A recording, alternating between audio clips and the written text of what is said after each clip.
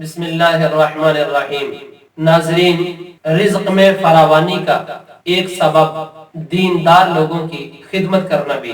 میں آپ کے سامنے نبی پاک علیہ الصلوۃ والسلام کی زندگی کا ایک واقعہ رکھنا چاہوں گا۔ اس کو امام ترمذی نے اور امام احمد نے اپنی مسند کے اندر نقل فرمایا ہے۔ سیدنا انس بن مالک رضی اللہ تعالی عنہ کہتے ہیں، کانا اخوانی علی عہد رسول اللہ صلی اللہ علیہ وسلم، دو بھائی نبی پاک علیہ الصلوۃ والسلام کے مبارک زمانے میں تھے۔ فکان احدهما یأتی النبی صلی اللہ علیہ وسلم، ایک سرکار کی خدمت میں حاضر ہوتا اور سرکار سے دین کی باتیں سنتا اور اپنے دل کو روشن کرتا۔ والآخر یحترف، اور دوسرا کام کاج کیا کرتا تھا، محنت مزدوری کرتا تھا۔ فشکل محترف اخاہ الی النبی صلی اللہ علیہ وسلم، اس محترف جو کام کاج کیا کرتا تھا، اس نے سرکار علیہ الصلوۃ والسلام کی بارگاہ میں اپنے چھوٹے بھائی کا شکوہ کر دیا۔ کہا، حضور یہ آپ کے پاس بیٹھا رہتا ہے، باتیں آپ کی سنتا رہتا ہے، اس کو چاہیے کہ یہ بھی کما کے لائے، میں اکیلا ہوں، گھر کی کفالت میرے ذمے ہے، گھر کی پوری نہیں پڑتی۔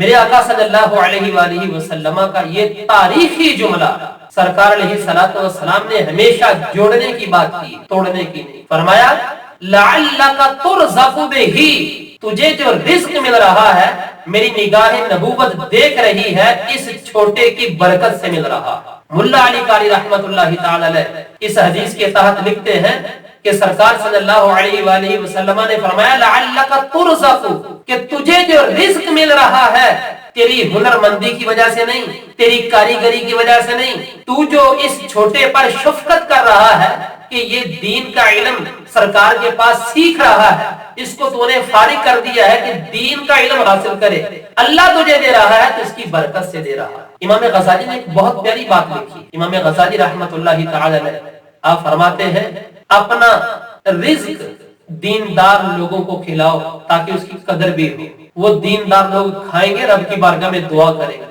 تو دوستو، اگر ہم چاہتے ہیں رزق کے اندر فراوانی ہو تو دیندار لوگوں کی خدمت بھی کریں۔ دعا ہے اللہ رب العزت ہم سب کو دین متین کی خاص الخاص برکتیں حاصل کرنے کی توفیق عطا فرمائے، آمین۔ وما علینا الا البلاغ۔